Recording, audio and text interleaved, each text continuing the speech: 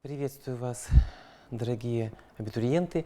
И сегодня мы рассмотрим основные вопросы, которые будут в программе экзамена вступительного по математике в Башкирском государственном педагогическом университете имени Мифтахеддина Акмуллы в этом году. Мы рассмотрим некоторые типы задач, которые включены в варианты тестовых заданий. Итак, первый блок, который представлен в тестах, это числовые выражения и текстовые задачи. И давайте вот из этого блока разберем некоторые задачи. Первая задача – найти значение выражения. Значит, блок номер 1 называется «Числовые выражения».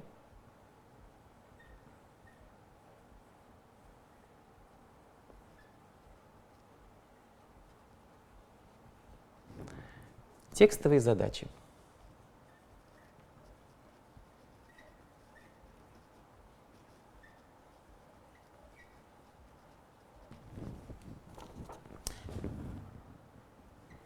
Первая задача – вычислить или найти значение выражения. 4 в степени 5,5 делить на 16 в степени 1,25.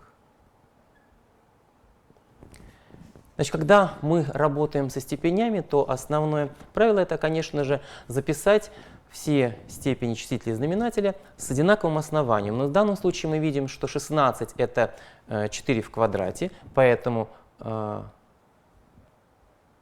выражение упростится. Это будет 4 в квадрате, и все это в степени 1,25. При возведении степень в степень показатели перемножаются. Поэтому у нас будет 4 в степени 5,5, не меняется числитель, а в знаменателе будет 4 в степени 2,5. Ну, следующий, последний этап – это когда мы делим две степени с одинаковым основанием, то показатели вычитаются. Значит, 5,5 минус 2,5. И мы имеем 4 в кубе. Ну, 4 в кубе – это 4 умножить на 4 умножить на 4. Да? Это будет 16 квадрат. Ну и если умножим на 4, получается 64. Поэтому вам нужно записать, выбрать необходимый вариант ответа из представленных и записать ответ 64. Следующий тип задач – это тоже вычисление с дробными числовыми выражениями. В данном случае давайте мы рассмотрим следующий. Это вычислить 1,2 плюс 3/8 умножить на 24. Здесь можно поступить так. Можно вначале выполнить действие в скобках, привести к одному знаменателю. Давайте этим и займемся. Когда у нас есть правильная и неправильная дробь, в данном случае, видите, дробь с целой частью, то запишем в виде неправильной дроби. То есть 5/3 плюс 3/8. Я вот так вставочку сделаю, чтобы не переписывать все. То есть я сейчас работаю только с выражением в скобках. Приводим к общему знаменателю 24. Добавочный множитель у первой дроби будет 8, у второй дроби будет 3. 5,8 – 40, плюс 3 × 3 – 9. И таким образом мы имеем с вами 49/24. Тогда исходное выражение примет вид. Значит, 49/24 умножить на 24, и в результате получается 49. Следующий тип текстовых задач на проценты. Задача такая. Числитель и знаменатель дроби положительные числа. То есть нам дана дробь А делить на Б. Вопрос. Как изменится дробь, если числитель уменьшить на 16%? То есть, смотрите, от числителя мы убираем 16% или 16 сотых этого числа. То есть, получается, что мы оставляем новый числитель. У нас появляется А1. Это 0,84 умножить на А.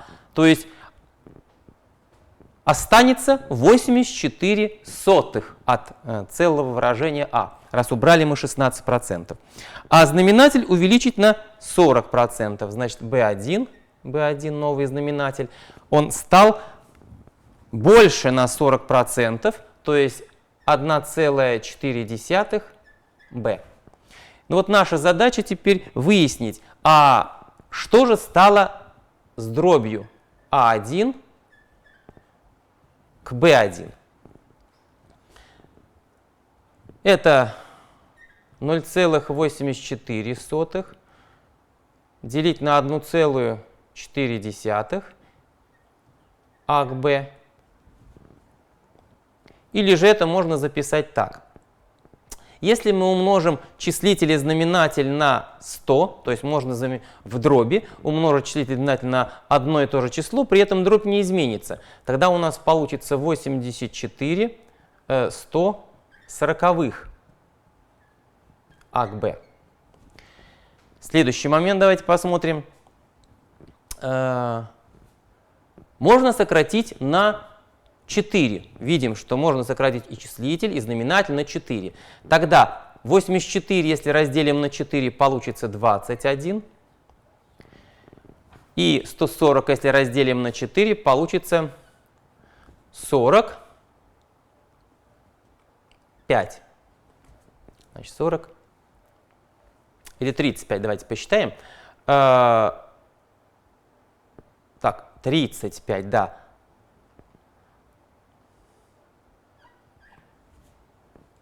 Итак, 30 на 4 – 120, плюс 5 на 4 – 20, как раз 140. Если теперь еще сократим на 7, нетрудно заметить, что здесь есть множители 3 и 7, а тут получилось 5 и 7, то мы получим, так, мы забыли написать АБ,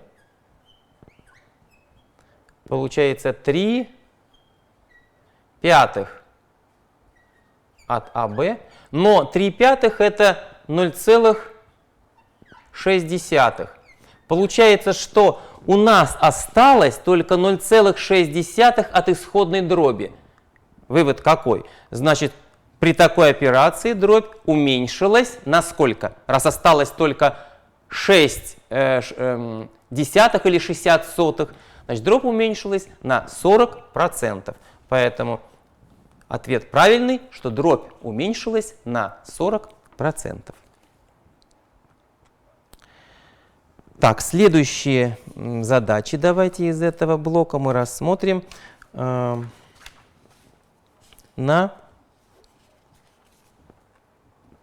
теорию вероятности. В магазин поступают идентичные лампы, которые производятся на двух фабриках. Первая фабрика выпускает 45% этих ламп, вторая 55%. Первая фабрика выпускает 3% бракованных ламп в среднем, а вторая 1% бракованных ламп. Найдите вероятность того, что случайно купленная в магазине лампа окажется бракованной. Здесь можно представить решение в виде схемы. Давайте как раз в правой части доски я изображу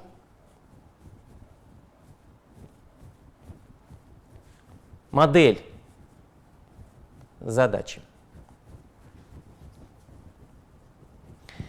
Во-первых, что нам известно? Нам известно, что лампа, купленная в магазине, она может быть выпущена либо первой фабрикой, либо второй фабрикой.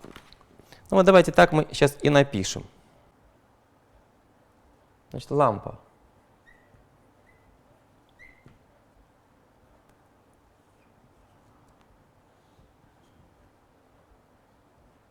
Из первой фабрики или из второй фабрики. Вот посмотрите, поскольку первая фабрика выпускает 45% всех ламп, которые продаются в этом магазине, а вторая фабрика 55%, то вероятность того, что мы купим лампу из первого завода, равна 0,45. Соответственно, вероятность того, что мы купим лампу, которая выпущена на втором заводе, 0,55. Так, ну а теперь давайте смотреть. Первая фабрика выпускает 3% бракованных. Я вот здесь напишу брак. Ну а это будет у вас хорошая, то есть хорошая лампа.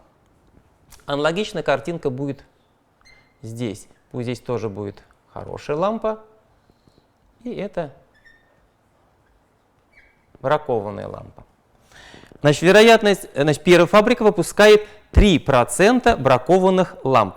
То есть вероятность брака это 0,03. Ну, соответственно, хороших 0,97. Вторая фабрика выпускает 1% бракованных, то есть вероятность брака 0,01. И, соответственно, 0,99 это хорошие. Вопрос. Найти вероятность того, что случайно купленная в магазине лампа окажется бракованной. Значит, посмотрите, бракованная лампа может быть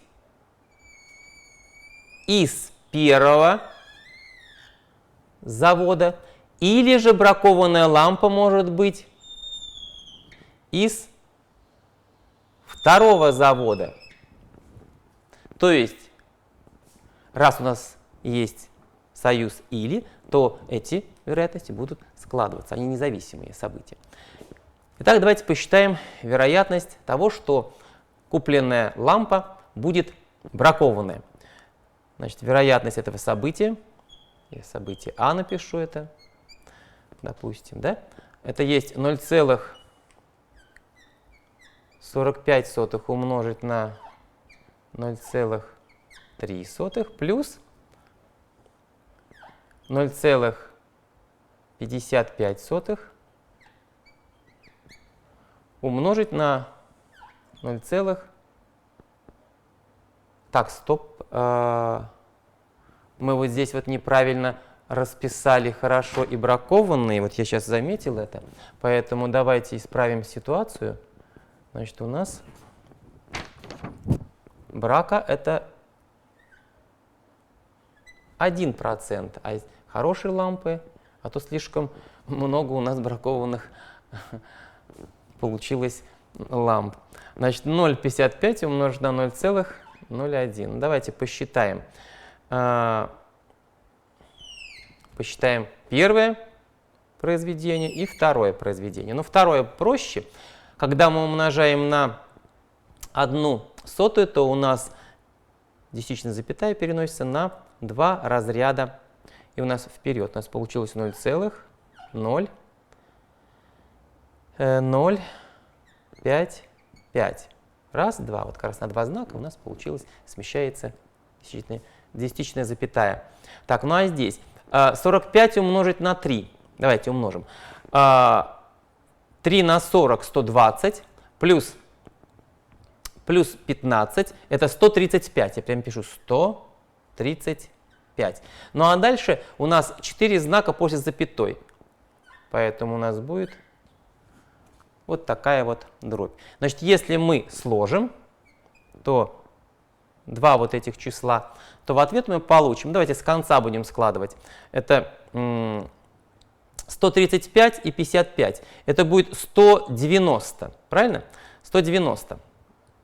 Поэтому 0,019. Итак, в ответ пойдет вероятность того, что купленная в магазине лампа окажется бракованной, равна 0,19. Так, следующий блок задач в этом, вернее, тип задач — это обычные текстовые задачи.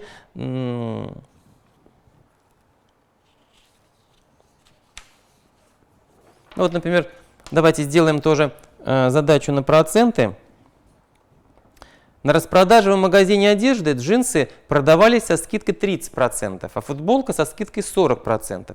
Покупатель приобрел футболку и джинсы за 2310 рублей, заплатив при этом на 34% меньше их суммарной стоимости без скидки. Определить первоначальную стоимость джинсов. Итак, вот давайте, значит, это задача из этого блока. Что у нас имеется? Имеется, давайте так и назовем. Джинсы я назову буквой D. То есть это как раз стоимость, ну хорошо, вот так, джинсы. Это X рублей. То есть собственная стоимость джинс, которую можно купить, это X рублей. А футболка, значит, джинсы и футболка, Y рублей. Теперь смотрите, на распродаже в магазине одежды джинсы продавались со скидкой 30%. Значит, покупатель их купил не за X рублей, а он их купил за 0,7X. Это цена на распродаже. Соответственно, футболка со скидкой 40%, то есть 60% от стоимости Y заплатил. Значит, получилось 0,6Y. Вот здесь, чтобы было понятно, это цена на распродаже. Значит, цена на распродаже. Известно, что за весь товар, то есть покупатель заплатил 2310 рублей. То есть у нас есть уравнение 0,7x плюс 0,6y, это есть 2310 рублей. Заплатив при этом на 34% меньше их суммарной стоимости. То есть получается, что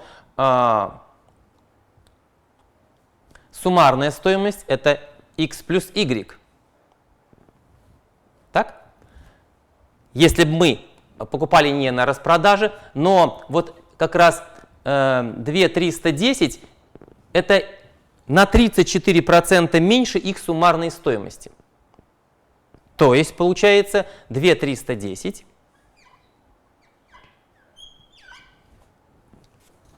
это сколько процентов от суммарной стоимости? Это есть не что иное, как 66%. То есть это рублей, это 66%. Значит, мы можем с вами так записать, что X плюс Y, если мы умножим на 0,66, то это как раз и будет 2310. Наша задача найти первоначальную стоимость джинсов, то есть сколько же стоили джинсы до распродажи, то есть найти X. Я вот так вот X обведу. То есть наша цель это найти как раз X. Ну давайте посмотрим, чтобы избавиться от дробей, можно записать первое уравнение следующим образом. Давайте я напишу 1, это 2.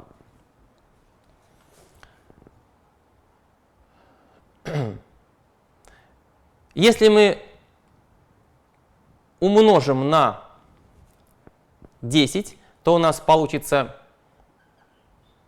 7х плюс 6y равняется 23 100. Во втором случае мы с вами получим следующее. Давайте мы выразим x плюс y из второго. Значит, x плюс y это есть 2310 разделить на 0,66.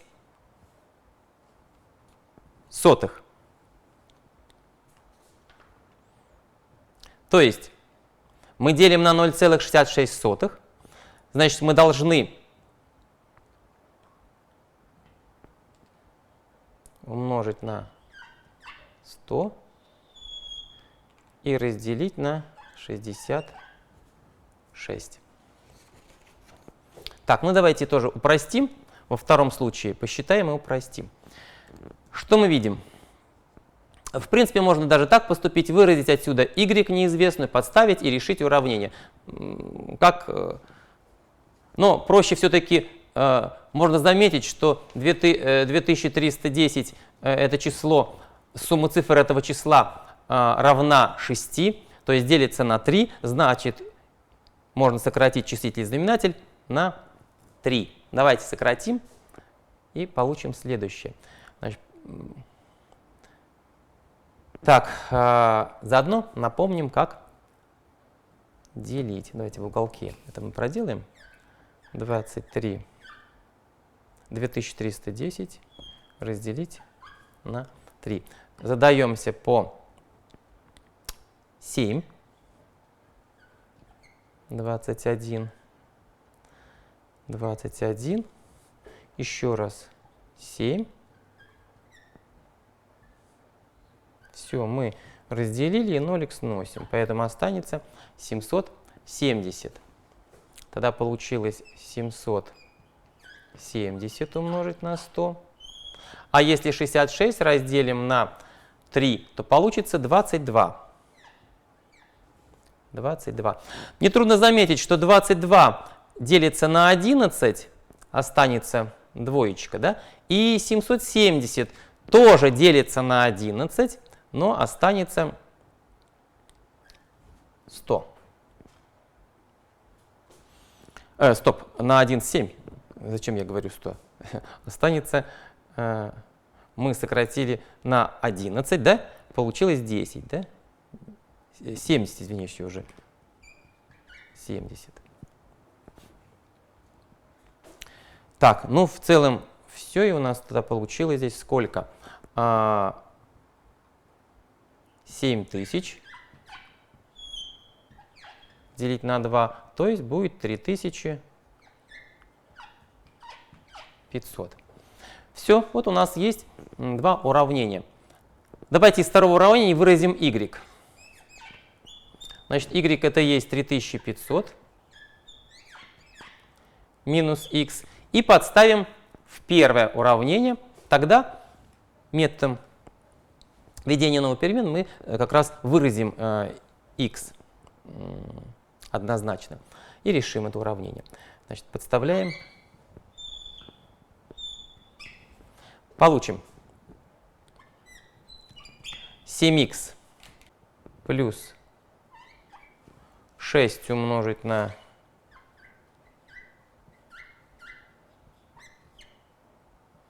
23100. Вот у нас получилось. Тогда давайте до конца мы раскроем скобочки. 7х минус 6х дает х. Так? А в результате мы получим следующее. Это 23100 минус 6 умножить на 3500. Ну давайте также посчитаем и до конца сделаем. Ну, во-первых, смотрите, 2 на 3500 это будет 7.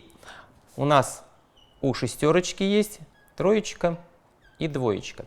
Так вот, 2 умножить на 3500 – это 7. А 7 умножить на 3 – это 21. Получается, что 23100 минус 21. То есть 7000 умножить на 3 – 21 тысяча. И в результате мы получаем с вами, что стоимость джинсов равна 2000. Так, давайте проверим. 2100. Да. Значит, 2100 – это стоимость джинсов. Значит, вот таким образом решаются задачи текстовые. Сегодня мы как раз показали наиболее сложные задачи. Это на проценты и задачи, связанные с теорией вероятностей. Второй раздел, который представлен, это преобразование выражений, уравнений и неравенств. Тоже основной такой большой раздел, в котором включены разные типы задач. И сейчас мы займемся как раз этими задачами, но вначале подготовлю доску. Мы продолжаем. Первое – это найти корень уравнения. Уравнение логарифмическое. Логарифм по основанию 1/3 от выражения 1/2 х плюс 3 равно минус единице. Вот здесь надо помнить определение логарифма. Ведь логарифмом называется показатель степени. Значит, вот это и есть показатель степени, в который нужно возвести основание, чтобы получить выражение, стоящее в скобках. То есть 1/2 х плюс 3 это есть 1/3 в минус первой степени. А что такое 1/3 в минус первой степени? Вот так обведу, чтобы не переписывать. Это есть как раз 3. Значит, 3. Тогда мы с вами имеем, что 1/2 х плюс 3 равняется 3.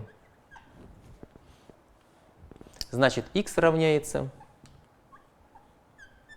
0.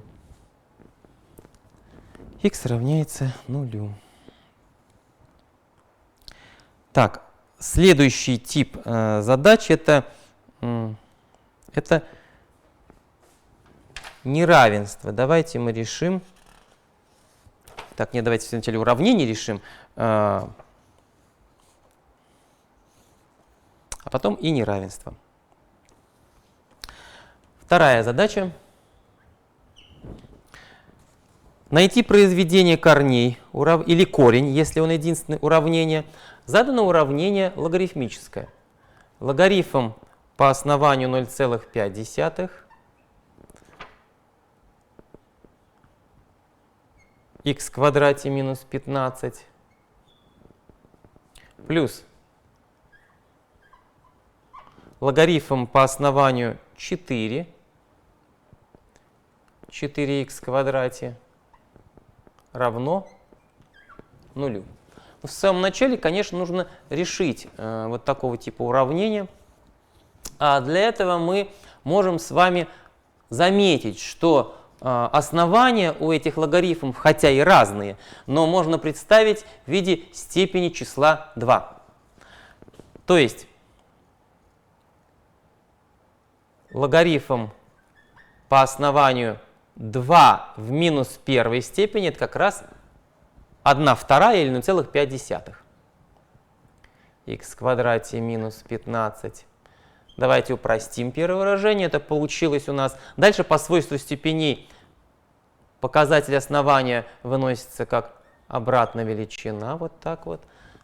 Логарифм по основанию 2. Х в квадрате минус 15. Ну и наконец это будет минус логарифм по основанию 2. Х в квадрате минус 15. Это первое. Во втором случае это будет логарифм по основанию 4, а 4 это 2 в квадрате. 4 это 2 в квадрате. 4х в квадрате. Это равно, давайте сейчас упростим, также. Это есть единица делить на 2. Логарифм по основанию 2. 4х в квадрате. Ну а теперь посмотрите. Здесь вот этот вот множитель перед логарифмом можно по свойству логарифма записать как показатель выражения. То есть будет у нас логарифм по основанию 2, 4х в квадрате в степени 1/2. В степени 1/2. Тогда мы с вами можем записать следующим образом исходное уравнение. Это, обратите внимание, первое слагаемое будет отрицательное, а второе слагаемое в сумме будет положительное. Да? Поэтому отрицательное слагаемое сразу перенесем, и у нас получится, что логарифм по основанию 2 от...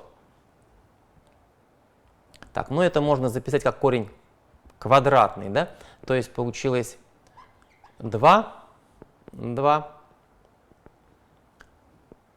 корень квадратный из х в квадрате. Вот так вот. Равняется логарифму по основанию 2 х в квадрате минус 15. Обратите внимание, вот давайте посмотрим. Ну, во-первых, мы пока ничего не сказали про область допустимых значений переменной. Из первого логарифма видно, что х в квадрате минус 15 должно быть больше нуля. Из второго выражения, учитывая, что здесь уже квадрат стоит, достаточно потребовать, чтобы х не равнялось нулю. Все. Вот на этом множестве мы, в принципе, работаем, но я пока это не записал.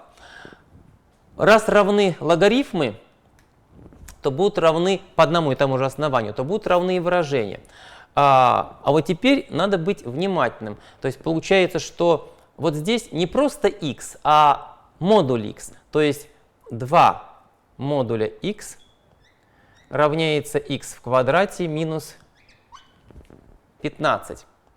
Или давайте все перенесем в одну часть. Значит, х в квадрате минус 2 модуля х минус 15 равно нулю.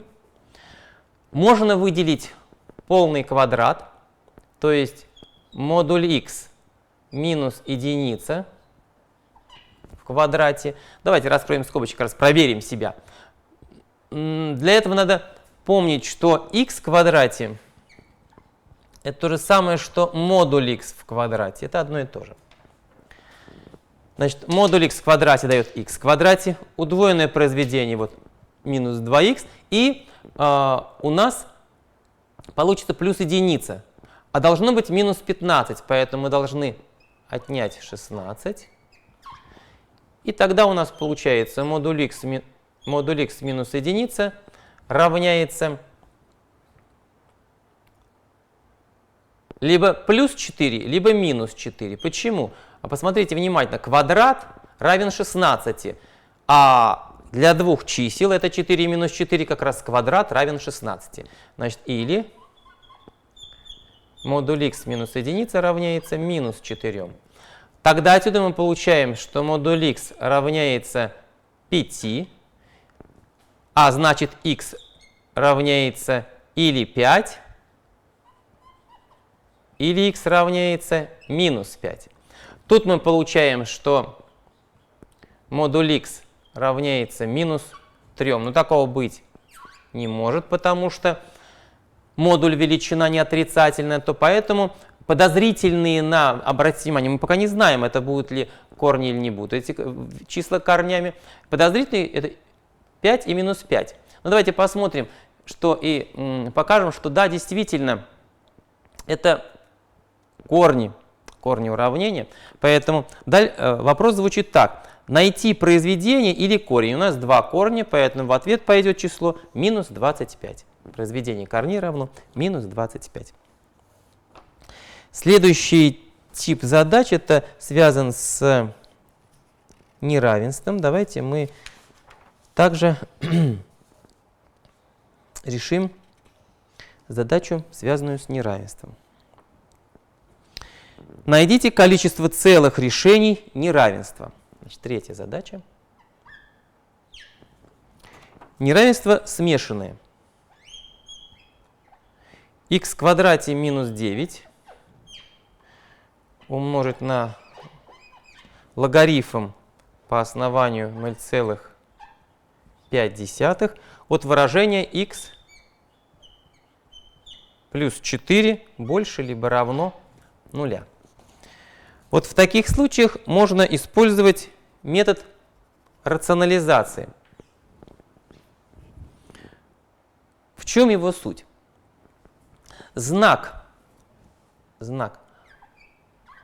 вот такого логарифмического выражения, давайте я так вот в общем виде напишу, а от х в основании и b от х, значит, знак вот этого логарифма зависит от знака произведения а от х минус единица умножить на b от х минус единица.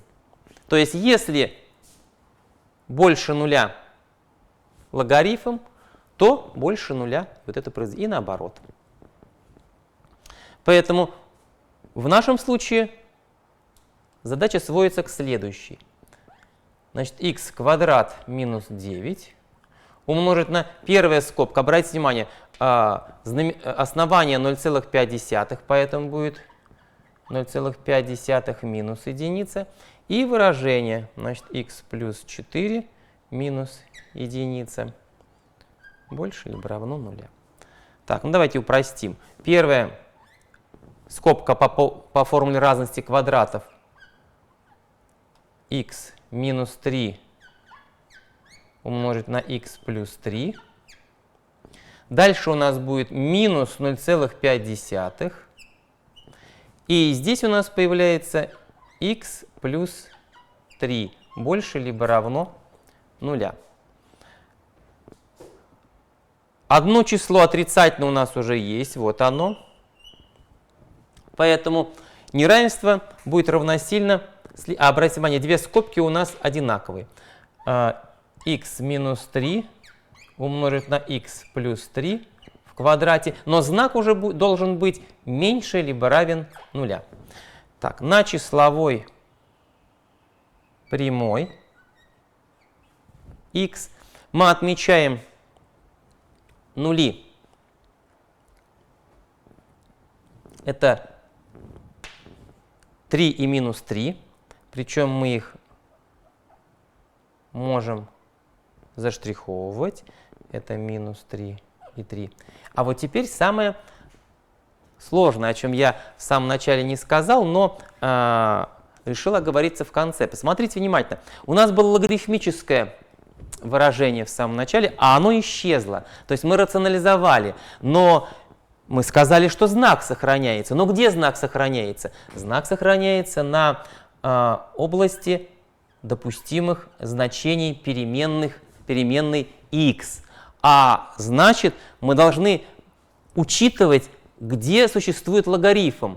А логарифм существует, когда вот выражение x плюс 4 больше 0. То есть область допустимых значений переменной x это x плюс 4 больше 0, то есть x больше минус 4. Значит, у нас есть еще минус 4. И мы должны работать только в этой части. Ну а теперь давайте отметим знак произведения. На участке от 3 до плюс бесконечности каждая скобка будет больше 0, значит мы отмечаем плюс. На участке от минус 3 до 3 давайте проверим. Поставим пробную точку, допустим 0. Что мы видим? Мы видим, что знак будет отрицательный. И на участке от минус 4 до минус 3 На вторую скобку не смотрим, она всегда у нас больше нуля. А вот эта скобочка первая, она даст нам как раз отрицательный знак, значит тоже будет минус. Нас интересует как раз меньше либо равно. Поэтому в ответ пойдет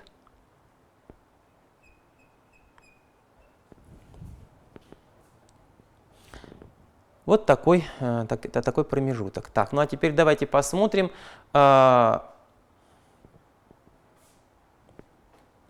И скажем, что тут нас интересует. Вопрос был такой, что найдите количество целых решений неравенства. Какие же целые решения неравенства здесь у нас будут? Ну, во-первых, минус 4 не входит. Первое число, которое является решением, это минус 3. Значит, минус 3. Следующее число это минус 2. Следующее число это минус 1. Следующее число это 0. 0 целое число, да? Следующее число это 1, 2 и 3. Тогда что мы видим с вами? 1, 2, 3, 4, 5, 6, 7. 7 целых чисел попало в решение этого неравенства. Решение неравенства. Так.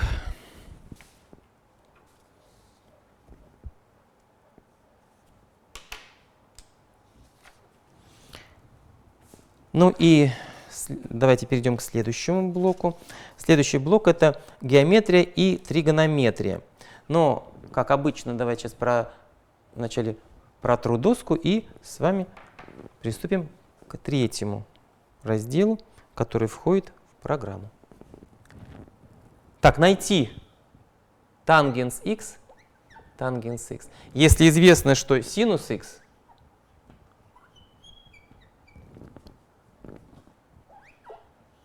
это 6 делить на корень из 61. Причем также известно, что x от 0 до 90 градусов, то есть в первой четверти. Так, ну для этого мы должны связать тангенс и синус. Как это можно сделать? Ну, посмотрите, во-первых, мы можем найти косинус. Да? Давайте найдем косинус. Здесь напишу косинус x. Поскольку синус с косинусом связан основным тригонометрическим тождеством, то косинус x это есть корень квадратный из единицы минус синус в квадрате. Тогда это есть единица минус 36/61. Или же окончательно получится корень квадратный из 25/61. Или же окончательно это будет 5 делить на корень из 61. Итак, мы знаем косинус, мы знаем синус, а тангенс это отношение синуса x к косинусу x. Тогда мы должны разделить 6 корень из 61 делим на 5 корень из 61. Так, ну давайте вспомним, как одну дробь разделить на другую. Это будет 6 корень из 61 умножить на обратную дробь. Вот. У нас сокращается корень из 61, и в ответ получается 6 пятых. Ну или же, если выделим целую часть, 1,2. Вот такого типа задачи присутствуют в блоке номер 3. Там же могут быть и задачи, связанные на нахождение элементов различных фигур. Ну, давайте вот, например, такая задача. Основания равнобедренной трапеции равны 57 и 93. То есть известна равнобедренная трапеция, у которой даны два основания.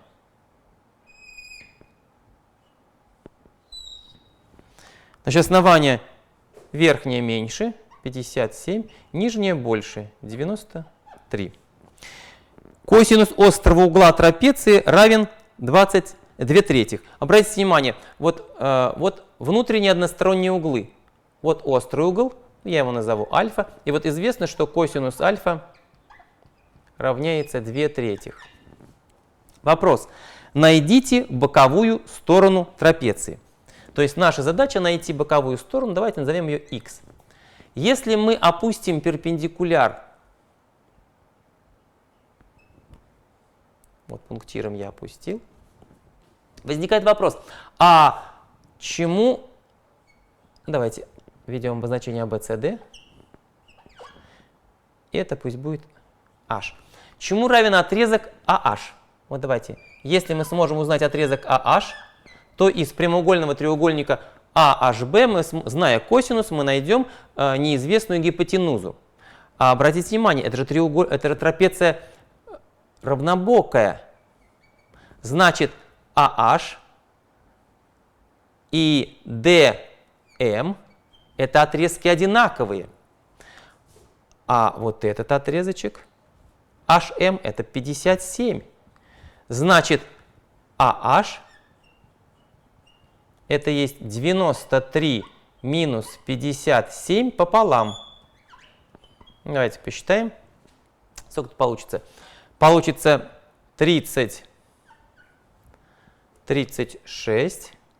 Да? 57 плюс 36 это будет 80, плюс 13, 93 правильно, пополам, то есть 18. Ну а так, теперь из треугольника AHB мы находим, давайте вспомним, что такое косинус. Ведь косинус альфа, вот этого угла альфа, это отношение прилежащего катета AH к гипотенузе АБ. Или же, зная, что у нас косинус дан 2/3, мы имеем с вами 2/3, равно AH мы тоже знаем, это 18, делить на x, неизвестная величина, АБ это x. Ну а отсюда мы находим боковую сторону x, значит x это есть 18 умножить на 3/2. Ну, если сократим на 2, то у нас останется девяточка, и ответ будет 27. Поэтому боковая сторона равна 27. Значит, в этом блоке также есть задачи на конус, на все основные геометрические тела и фигуры, которые в школьном курсе математики встречаются. Следующий раздел — это функции и графики. И разберем вот такую задачу. Найти множество значений функции. То есть дана функция y равная минус 2х в квадрате плюс 8х минус единица. И от нас требуется узнать, какие же значения принимает данная функция, то есть множество значений. Графиком функции является парабола, ветви которой направлены вниз. Поэтому наша задача стоит в том, чтобы найти координаты вершины этой параболы. Да? Вот наибольшее, кто не помнит формулу координаты вершины, можно так поступить. Давайте мы с вами рассмотрим первые два слагаемых и попытаемся выделить полный квадрат вот в этой сумме. Я вот пишу равно. Минус двоечку мы вынесем. У нас останется тогда от первого слагаемого х в квадрате. И от второго остается минус 4х. Вот так. Минус единичка, она сама по себе уже и была. Тогда нетрудно заметить, что нам надо добавить, я пишу плюс 4 минус 4. Вот если мы добавим вот такую конструкцию, да, то она ничего не поменяет, но первые три слагаемых дадут полный квадрат. И смотрите, что получится. Значит, минус 2х минус 2, все это в квадрате, минус 4, я вот так сделаю, и минус единица. А вот если теперь мы раскроем скобочки, то у нас получится минус 2 х минус 2 в квадрате. Так, а теперь внимание. Значит, минус 2 умножить на минус 4 дает нам 8. Так? И минус единица дает нам плюс 7. Значит, плюс 7. Теперь мы можем уже сказать, какие же значения принимает данная функция. Обратите внимание, поскольку вот это первое слагаемое в сумме, оно всегда меньше либо равно нуля, значит, получается, это выражение будет меньше либо равно 7. Поэтому правильный ответ здесь будет это от минус бесконечности до 7. От минус бесконечности до 7. Так, ну вот в этом блоке также есть задачи, связанные на нахождение производной. Ну, давайте мы одну из задач такого типа тоже рассмотрим.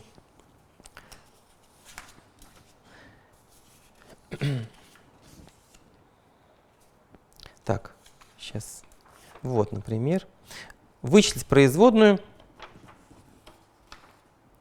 функции.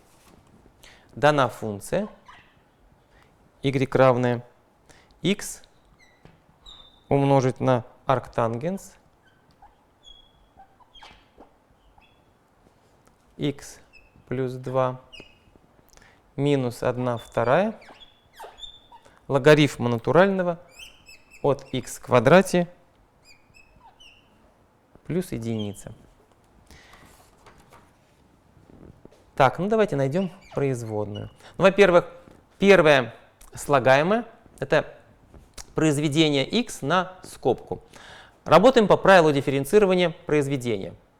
Значит, x' умножить на скобку плюс x умножить на производную скобки.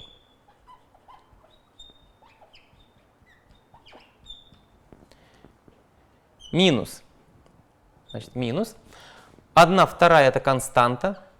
Константа выносится знак производной. И производная логарифма это единица делить на аргумент, это натуральный логарифм. X в квадрате плюс единица. Но поскольку аргумент сложный, еще надо умножить на производную аргумента. То есть производная x в квадрате плюс 1 2х. Итак, окончательно мы с вами имеем. Производная x это единица, значит остается арктангенс. X плюс 2 плюс x умножить на производную арктангенса. Производная арктангенса это единица делить на единица